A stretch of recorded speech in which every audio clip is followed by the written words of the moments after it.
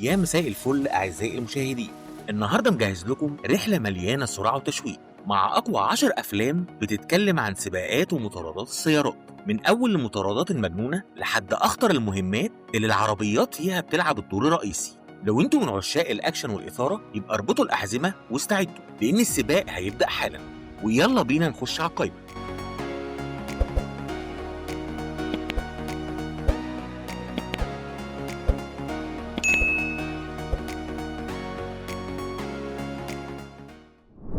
وهنبدأ قائمتنا بالمركز العاشر بفيلم الأكشن والخيال العلمي ديث ريس، واللي من إنتاج سنة 2008. والفيلم بيحكي عن سباق سيارات دموي في سجن مشدد الحراسة، واللي فيه السائقين مش بس بيسابقوا علشان يكسبوا، لكن علشان ينجوا بحياتهم وسط عربيات مليانة أسلحة وتحديات قاتلة. الفيلم حصل على تقييم 6.4 على موقع IMDb.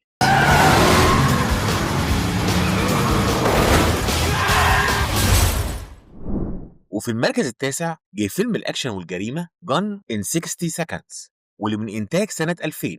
والفيلم بيحكي عن لص سيارات أسطوري بيرجع من الاعتزال علشان ينقذ أخوه، وبيكون قدامه 72 ساعة بس علشان يسرق 50 عربية فاخرة في مهمة شبه مستحيلة. الفيلم حصل على تقييم 6.5 على موقع IMDb. Okay, let's run.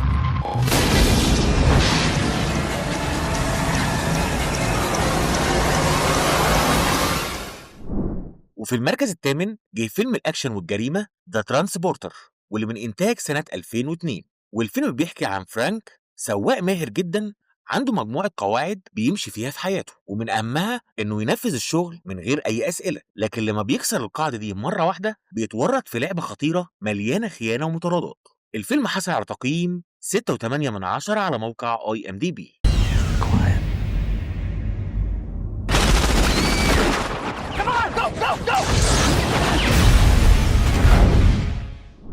وفي المركز السابع جه فيلم الأكشن والجريمة والإثارة ذا إيطاليان جوب، واللي من إنتاج سنة 2003. والفيلم بيحكي عن فريق محترف من اللصوص بيخطط لسرقة الذهب بعد خيانة كبيرة ليهم، وبيستخدموا عربيات سريعة وخطط جريئة في مطاردات مجنونة بشوارع لوس أنجلوس. الفيلم حصل على تقييم 7 على موقع IMDb. Was the one they never saw coming. What the hell are you doing? I made a few plans of my own. There's nowhere you can go where we won't find you. That's probably right, John. وفي المركز السادس جه فيلم الأكشن والخيال العلمي ترانسفورمرز، واللي من إنتاج سنة 2007. والفيلم بيحكي عن شاب بسيط بيلاقي نفسه فجأة وسط حرب سرية لما بيكتشف إن العربيات اللي حوالينا هي في الحقيقة روبوتات عملاقة بتتصارع علشان تسيطر على كوكب الأرض. الفيلم حصل على تقييم 7.1 على موقع IMDb.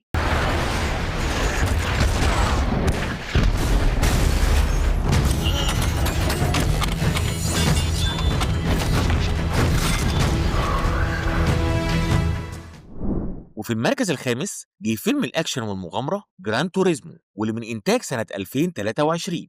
والفيلم بيحكي عن شاب عاشق لألعاب السباقات بيلاقي نفسه قدام فرصة حقيقية يدخل عالم سباقات السيارات الاحترافية، وبيثبت إن الشغف والإصرار يقدروا يحولوا المستحيل لحقيقة. الفيلم حصل على تقييم 7.1 على موقع IMDb. I've raced this track 1,000 times in the game. Let me drive it my way. أما المركز الرابع فجه فيلم الأكشن والجريمة بيبي درايفر، واللي من إنتاج سنة 2017. والفيلم بيحكي عن شاب موهوب في قيادة السيارات بيشتغل كسواق هروب للعصابات، لكن لما بيحاول يسيب حياة الجريمة بيلاقي نفسه في مطاردات خطيرة بتخليه يواجه أصعب قرار في حياته. الفيلم حصل على تقييم 7.5 على موقع IMDb.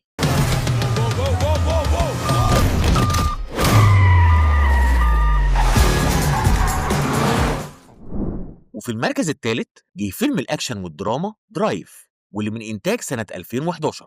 والفيلم بيحكي عن سواق ماهر بيشتغل مع العصابات في عمليات الهروب، لكن حياته بتتشقلب لما بيدخل في علاقة بتخليه يواجه عالم مليان عنف وخيانة.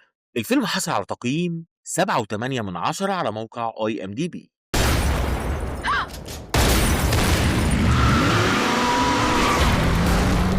Did you have any idea there'd be a second car? وفي المركز الثاني جه فيلم الأكشن والخيال العلمي ماد ماكس فيوري رود، واللي من إنتاج سنة 2015. والفيلم بيحكي عن عالم مدمر بعد نهاية الحضارة فيه مطاردات مجنونة وسط الصحراء بين عصابات ما بتعرفش الرحمة، والبطل بيحاول ينجو ويلاقي الأمل في الحرية. الفيلم حصل على تقييم 8.1 على موقع IMDb.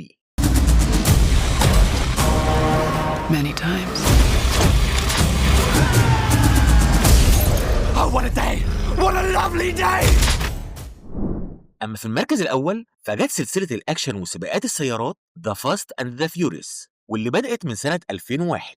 السلسلة دي مش مجرد أفلام عن سباقات، دي حكاية عن السرعة اللي بقت أسلوب حياة، والعيلة اللي أهم من أي حاجة، مع مطاردات مجنونة ومهام مستحيلة في شوارع المدن لحد مواجهات عالمية. السلسلة حصلت على شعبية ضخمة وبقت من أعظم سلاسل الأكشن وسباقات السيارات في تاريخ السينما.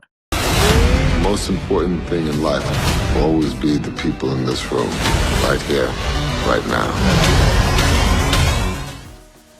وبكده نكون وصلنا لنهاية جولتنا مع أقوى 10 أفلام سباقات ومطاردات سيارات. قولولي في الكومنتات إيه أكتر فيلم شدكم من القايمة، وما تنسوش تدعموني باللايك وتشتركوا في القناة وتفعلوا زر الجرس علشان يوصل لكم كل جديد من ترشيحاتنا. واشوفكم على خير إن شاء الله في الفيديو الجاي.